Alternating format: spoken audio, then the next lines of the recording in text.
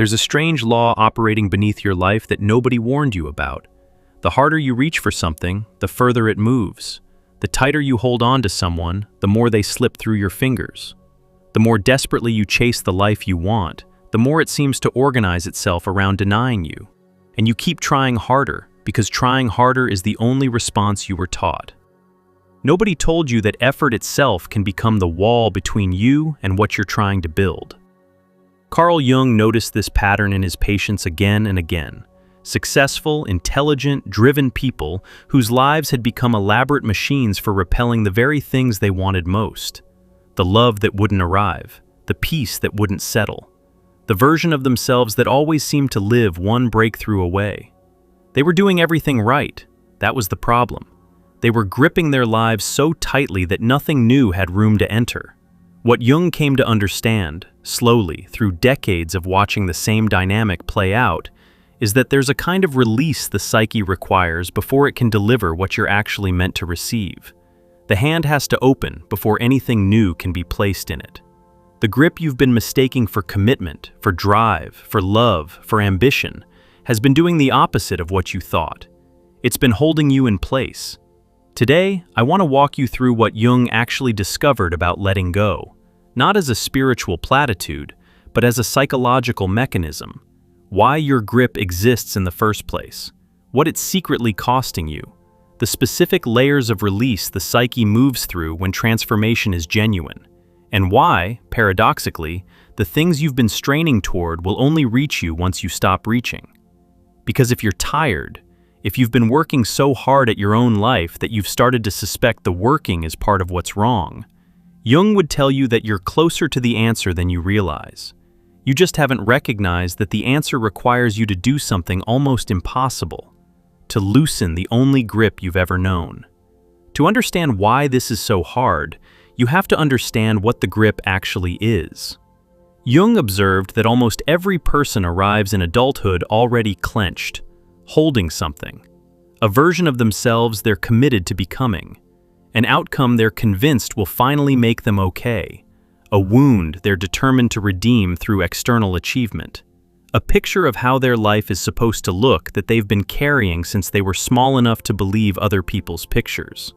The grip starts as protection. Somewhere in your early life, you learned that good things could be taken away, that love had conditions, that safety required vigilance. And so a part of you reached out and grabbed onto whatever felt like ground, an identity, a strategy, a story about who you needed to be, and that part has been holding on ever since. It learned that holding on was how you survived, and it's not going to release that grip just because some part of you has started suspecting it isn't working anymore. Here's what Jung found unsettling about this dynamic. The grip doesn't only hold on to what you want, it also holds on to what you fear. Both belong to the same closed hand. The future you're trying to create and the past you're trying to escape are gripped with the same intensity, because the psyche doesn't differentiate between gripping towards something and gripping away from something. Both are forms of resistance to what actually is. Both consume the same energy. Both prevent the same possibility from entering. This is why people who are running from their past and people who are chasing their future often feel the same exhaustion. Different directions, identical exertion. They're both pushing against reality with their whole life force, and reality doesn't move. What moves is the small amount of energy they had left over for actually living. That energy depletes, and eventually they wake up one morning with the strange recognition that they've been working harder than anyone they know and have somehow built less of a life than people who seem to be barely trying. Jung would have looked at this and recognized the bind immediately. He saw that the human psyche operates on a principle most modern people find almost impossible to accept, that genuine transformation can't be willed. The ego cannot grip its way into wholeness. The very part of you that thinks it knows what it wants is the part that's blocking the deeper intelligence that knows what you actually need. And these two things, what you want and what you need, are almost never identical, especially when you're young in the second sense of the word. Young in your soul, young in your relationship with yourself. What Jung saw in the people who eventually broke through this pattern wasn't increased effort. It was a particular kind of surrender that he was careful never to confuse with passivity. The surrender wasn't about giving up, it was about giving over, releasing the ego's claim on outcomes while remaining fully present to the process, letting the unconscious, what he called the deeper self, finally have access to a steering wheel that the conscious mind had been white-knuckling for decades. Picture someone you know, maybe yourself, who has been trying for years to manifest a particular kind of relationship, reading the books, doing the work, holding the vision, cultivating themselves into the person who deserves what they're asking for.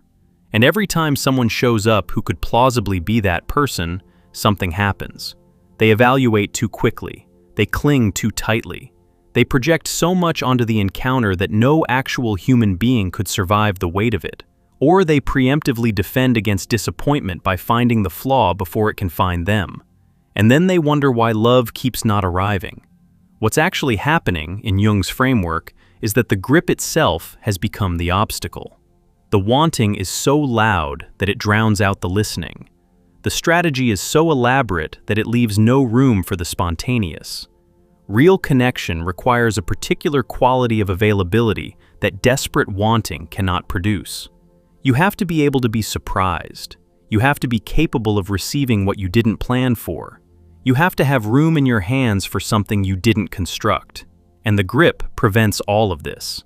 Because the grip's primary job is to make sure nothing unexpected happens. It's been guarding you against unexpected things since you were small, when unexpected things often hurt. It doesn't know that you've grown up. It doesn't know that the unexpected is now the doorway to everything you've been asking for. Jung described this dynamic across nearly every domain of human longing. The career you want, the peace you want, the self you want to become. In each case, the wanting builds a structure, and the structure becomes the cage. You wanted love so badly that you became someone love couldn't reach. You wanted success so badly that you missed the work that would have actually produced it. You wanted to heal so badly that healing started to feel like another performance to perfect. The wanting itself became the wall. This is the part where most people, hearing this, get angry, because the implication seems to be that they should want less, that they should care less, that they should somehow turn off the longing that has been the engine of their life. And Jung was emphatic that this isn't what he meant. He wasn't telling people to stop wanting. He was telling them to stop strangling what they wanted with the grip of how they thought it had to arrive. There's a difference between desire and demand. Desire is a current that runs through you, pointing toward what your soul is actually reaching for. Demand is the ego's insistence on a specific form, a specific timeline, a specific way the desire must be satisfied. Desire opens, demand closes, and almost everyone confuses the two because demand feels like passion when you're inside it. It feels like commitment. It feels like the strength of your wanting. What it actually is, Jung observed, is fear wearing the costume of devotion. This is why the spiritual cliché about letting go has done so much damage, because it gets repeated by people who haven't actually understood it, and so it lands on the listener as just another thing to do, another item on the self-improvement checklist. You're supposed to let go now. You're failing at letting go. You need to let go better. And so the person trying to let go starts gripping their attempt to let go, and the whole exercise becomes another expression of the very pattern it was supposed to dissolve. Jung knew this was the trap, which is why he rarely used the language of letting go directly. He talked instead about the relationship between the ego and the self, about the necessity of the ego stepping down from its position as commander and accepting a humbler role as participant, about what he called the religious attitude, not religion in the institutional sense, but the willingness to acknowledge that there's a wisdom operating in you that's larger than what your conscious mind can plan or produce. This attitude is what letting go actually means in his framework. It's the recognition that you are not the only intelligence inside yourself, that something deeper has been organizing your life all along, including the parts you've been trying hardest to control. That this deeper intelligence often knows things your conscious mind doesn't, knows what you actually need, knows what's actually possible, knows which doors are real openings and which are dead ends dressed up like opportunities. When you grip, you override this intelligence. You replace its quiet guidance with your loud insistence. You force life into the narrow channel your ego has decided it should flow through, and you wonder why the river feels stuck. The river is stuck because you've been damming it for years, and the dam is made of every certainty you've been holding about how things have to be. The release Jung described isn't dramatic. He was clear about that. It doesn't look like a breakthrough moment with tears and revelations. It looks, more often, like a small, almost imperceptible shift in your internal posture. A moment where you notice you've been holding your breath for years and you exhale. A moment where you catch yourself rehearsing a future conversation for the 100th time and you simply stop rehearsing. A moment where the grip on a particular outcome quietly loosens and you realize you can still want that outcome without forcing it. If you're feeling some recognition right now, if you've been suspecting that the grip is what's been costing you the very things you've been straining toward, there's something worth mentioning before we go further. We've put together a guide called True Self-Discovery, 24 reflection exercises rooted in Jung's framework, designed for exactly this kind of internal loosening. Not a system to grip onto, a way of working with what's already moving underneath your awareness. If that sounds like what you've been looking for, the link is right below. And now, back to what happens once the grip starts to release. Because what Jung observed about the release was that it didn't happen all at once. It happened in layers, and each layer brought its own grief, its own disorientation, and its own quiet expansion. He didn't lay these out as a formal sequence, but you can trace them through his case studies and his own writings about his confrontation with the unconscious. There's a recognizable architecture to the way the human psyche learns to open its hands. The first layer is releasing your grip on outcomes. Not your relationship with outcomes. Outcomes still matter, you still care about them, but your insistence that they arrive in a particular form, on a particular timeline, through a particular channel. This is the layer where you stop scripting how the love is supposed to find you. Stop demanding the career arrive on the schedule you set when you were 22. Stop requiring that your healing look like the healing you've seen in books and on social media. You keep the wanting. You release the contract you'd written about how the wanting must be fulfilled. What this layer feels like internally is a strange kind of vertigo, because your psyche has been organizing itself around those contracts for years. The contracts gave you a sense of direction even when they were making you miserable. Releasing them creates a temporary disorientation that the ego experiences as failure. You're supposed to know where you're going. You're supposed to have a plan. And here you are, suddenly not knowing, suddenly not insisting, and the part of you that has always equated control with safety starts panicking quietly in the background. Jung would tell you that this disorientation is the first honest moment you've had in a long time. The control was an illusion. The plans were guesses dressed up as certainty. What you're feeling now isn't the absence of direction. It's the absence of the false directions you'd been mistaking for true ones. And in the space the falseness used to occupy, something more accurate can finally start to register. The second layer is releasing your grip on identity. This one is more difficult because the grip on identity is older and runs deeper than the grip on outcomes. Identity is what you decided you had to be in order to survive the family you were born into, the school you grew up in, the culture you were shaped by. It's the version of yourself you've been performing for so long that you've forgotten you're performing, and releasing it means tolerating a period where you don't know who you are. People avoid this layer at almost any cost. They'll change everything else, partners, careers, cities, philosophies, before they'll let go of the identity that's been costing them their actual life. Because the identity feels like the only continuous thread in a chaotic existence, if you let it go, what holds the rest of you together? What's the through line of your story, if not the person you've been telling yourself you are? Jung's answer was that the through line you're so afraid of losing was never the real through line anyway. The real through line is something deeper than identity. It's the self, the organizing principle that's been operating beneath your constructed persona the whole time. When you release the identity, you don't disappear. You meet the part of yourself that's been waiting underneath the performance for you to finally stop performing long enough to notice it exists. But that meeting is uncomfortable, because the self isn't who you decided to be. It might want things you've spent years denying. It might carry feelings you've been suppressing since childhood. It might point you toward a life that looks nothing like the life your identity was working so hard to construct. And so, people often release this layer briefly, panic, and reach back for the old identity even though they can feel it doesn't fit anymore. The fit isn't the point. The familiarity is the point. And familiarity, Jung observed, is what most people choose over almost everything else, including their own becoming. The third layer is releasing your grip on the past.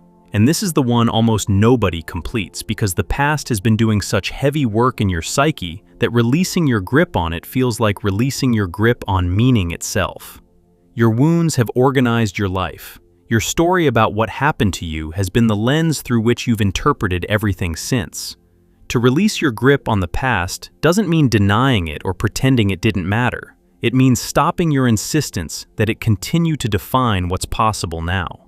This is subtle and worth sitting with, because the past has a hold on you that operates almost beneath your awareness. Every time something good starts to happen in your present, a part of you reaches back to check whether you're allowed to receive it given what you've been through. Every time someone offers you love, a part of you compares the offer against the original template of what love was supposed to look like and finds reasons to doubt. Every time you start to feel okay, a part of you grips back toward the wound, because the wound is what you know. Okay is foreign territory. Jung talked about this in terms of what he called the complex, clusters of memory and emotion that have organized themselves around particular wounds and now activate automatically whenever something in the present resembles the original injury. The complexes have been running you, and releasing your grip on the past means slowly, patiently, learning to recognize when a complex is taken over and choosing not to feed it, not to argue with it, not to suppress it, just to notice it, let it move through you, and decline its invitation to keep building your present out of the materials of your past. The fourth layer, and this is where Jung's framework becomes almost mystical, though he insisted it was psychological all the way through, is releasing your grip on yourself as a separate, isolated, self-determining unit. The layer where you stop trying to be the sole author of your life and start participating in a larger conversation that's already been writing through you all along. What Jung meant by this was that the ego's deepest illusion is that it's alone in here, that the small, conscious mind making all these plans is the entirety of who you are, that nothing else is operating, that if you don't grip your life into shape, no shape will emerge. And he found this belief to be not only false, but the primary obstacle to the very life people were trying so hard to construct. There's a deeper intelligence at work in you. He called it the self. Different traditions have called it different things. What it is matters less than the relationship you can develop with it. When you release your grip enough to feel its movement, through dreams, through inexplicable pulls towards certain people or paths, through the strange synchronicities that start appearing once you stop forcing things, you discover that you've never actually been alone in the work of building your life. There's been a partner the whole time. You were just gripping so hard you couldn't feel the partnership. And here's the part Jung kept returning to in his later years, because he found it so consistent across the patients who completed the deepest transformations. Once a person stopped gripping at all four layers, outcomes, identity, past, isolation, things started arriving. Not the things they had been demanding, better things, truer things, things that matched the deeper self rather than the surface ego, love that felt like home rather than achievement, work that engaged something genuine rather than something compensatory, peace that didn't have to be defended because nothing in them was at war anymore. This is what he meant when he wrote about the second half of life. It wasn't about chronological age. It was about the period after a person had completed enough release to start receiving what their psyche had actually been organizing toward all along. And what they received was almost always different from what they had been chasing during the first half. Because the chasing had been driven by what they didn't have. The receiving was governed by what they actually were. Jung described his patients in this period as people who had stopped needing to convince anyone of anything, including themselves. They moved through their lives with a quality of presence that drew people without their having to perform. They made decisions from a place of inner alignment rather than external pressure. They could tolerate uncertainty because they discovered they were rooted in something deeper than circumstance. And the strange thing was, the very outcomes they had been gripping at for decades often started arriving once they no longer needed them in the way they used to. This is the law that operates beneath everything Jung tried to communicate about the human psyche. What you can hold loosely, you can actually have. What you grip tightly, you can only chase. The grip excludes the possibility of receiving. Receiving requires open hands, and open hands require a particular kind of trust. Trust that something will come. Trust that you'll be okay if it comes differently than you planned. Trust that the wanting itself doesn't have to be enforced through sheer willpower. And this trust, Jung was clear, isn't something you can manufacture. It's not a belief you can adopt. It's something that develops slowly, through experience, as you start to notice that the moments when you released your grip, even briefly, even by accident, even because you were too exhausted to keep gripping, were often the moments when something genuine started to move in your life. The job opportunity that arrived the week you finally stopped obsessing about your career. The connection that appeared when you'd given up on connection. The peace that settled in once you stopped demanding it arrive on your schedule. These moments accumulate, and each one teaches the gripping part of you a little more about how the system actually works. The grip starts to soften, not through forcing it to release, but through repeated experiences of what becomes possible when it does. Slowly, almost without your noticing, the closed hand opens. And the things you've been wanting start finding their way to you because they finally have somewhere to land. If this is starting to land for you, if you can feel something beginning to loosen, even just a little, that's not nothing. That's the first movement. And it's worth following because these openings tend to close again if you don't tend to them. The guide we mentioned earlier, True Self-Discovery, is built to help you stay with these moments instead of letting them slip past unprocessed. 24 reflection practices drawn from Jung's work, designed to walk with you while the grip is loosening. The link is right below if you want to keep going with what started, because the hardest part of what we're talking about isn't the initial release, it's the period after, the space where you've stopped gripping, but the new thing hasn't arrived yet. Jung was honest about this period in a way that almost no spiritual teacher is willing to be. He called it the in-between, and he warned his patients that it would be difficult in ways they couldn't anticipate. When you release your grip on the life you were forcing, there's a gap before the life that's actually meant for you starts to take shape. And in that gap, almost everything in your conditioning will tell you that you've made a terrible mistake. You'll feel like you've given up. You'll feel like you're falling behind. You'll watch other people continuing to grip their lives and producing visible results, and you'll wonder whether your supposed wisdom is actually just avoidance dressed up as evolution. This is the moment when most people grab back. They reach for the old grip because the in-between is too uncomfortable to sit in. They construct a new version of the old strategy and convince themselves it's different this time. And they spend another decade learning the same lesson they were on the verge of learning before they panicked. The people who don't grab back, in Jung's observation, share a quality that he found almost impossible to define, but instantly recognizable when he encountered it. They had developed a capacity to be uncertain without being afraid, to not know without panicking, to trust the gap as part of the process rather than evidence that the process had failed. This capacity isn't something you're born with, it's built. And it's built through exactly the experience you might be having right now. The slow recognition that the gripping has cost you more than it's given you, paired with the willingness to try something different, even though different feels terrifying. Each time you choose openness over grip, the capacity grows. Each time you survive the in-between without retreating, the trust deepens.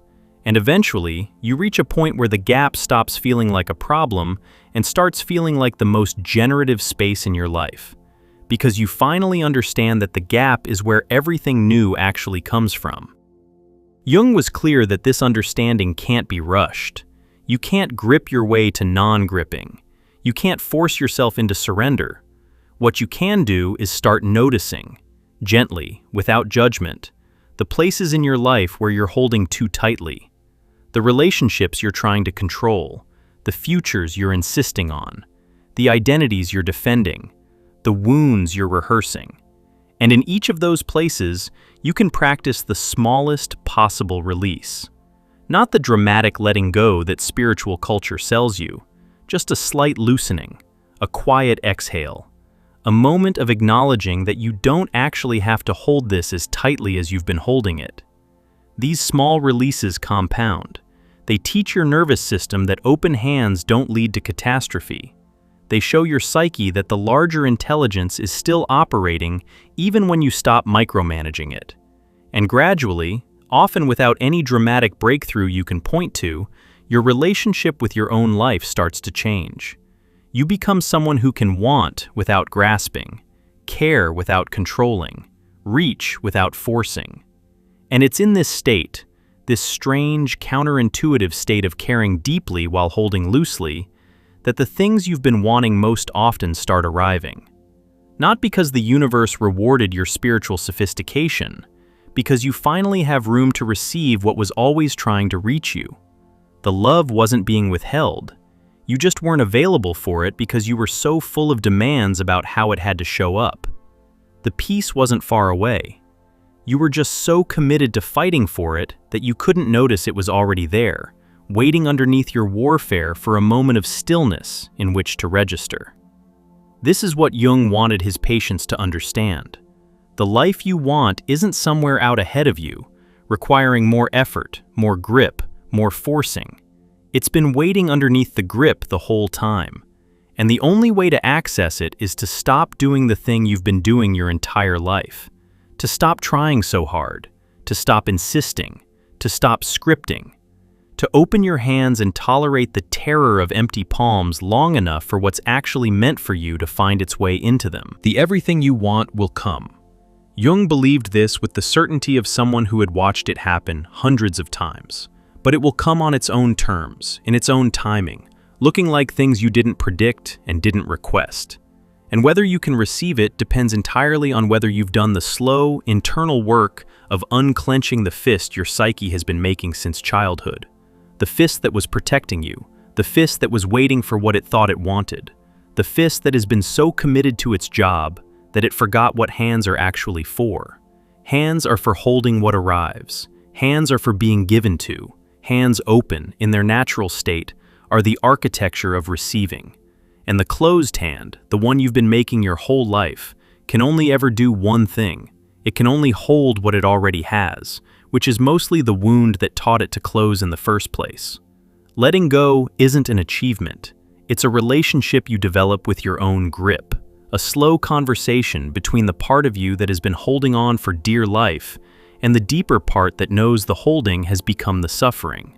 That conversation doesn't end, it deepens, and each round of release brings you closer to the kind of presence Jung saw in his patients who had finally, after years of work, learned to live with open hands. They weren't enlightened, they weren't fixed. They were ordinary people who had stopped fighting their own lives. And ordinary people who have stopped fighting their own lives become, in their own quiet way, extraordinary. Because everyone else is still gripping, and their open hands stand out like an oasis in a landscape of clenched fists. People are drawn to them without knowing why. Opportunities organize around them without being chased. Love finds them without being demanded. This is the law beneath the law, the one your culture won't teach you because your culture sells you grip as a product. Try harder, want more, reach further, refuse to settle. And all of this advice, well-intentioned as it often is, keeps you locked in the very mechanism that's been costing you the life you're working so hard to build. Jung's invitation is quieter and harder and more honest. Want what you want. Care about what you care about. And then, slowly, learn what it feels like to hold those wants in open palms instead of closed fists. Learn what it feels like to be available to surprise. Learn what it feels like to trust that something larger than your ego has been organizing your becoming all along, and that this something larger can finally have room to move once you stop crowding it out with your insistence. Everything you want comes when you learn to let go. Not because letting go is a magic trick that produces results, because letting go is the only psychological posture in which receiving is possible. And what's meant for you has been trying to reach you for years. It's just been waiting for the moment when your hands finally open. That moment can begin today, in the smallest possible way, in a single, quiet exhale. The grip you've been holding doesn't have to release all at once.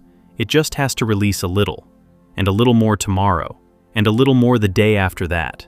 The hands open slowly, the life arrives quietly, and one day, you look around and realize that the very things you had been chasing for so long are already inside the room with you. They've been here for a while. You just couldn't see them while you were looking at your own clenched fists. If you felt something soften while listening to this, if some old grip in you has started to loosen even slightly, that's the work beginning. We built true self-discovery for exactly this opening. 24 reflections drawn from Jung's framework, made for the quiet work of unclenching the hand that's been holding you in place. Not a system to grip, a companion for the slow, honest practice of learning to let go. The link is right below.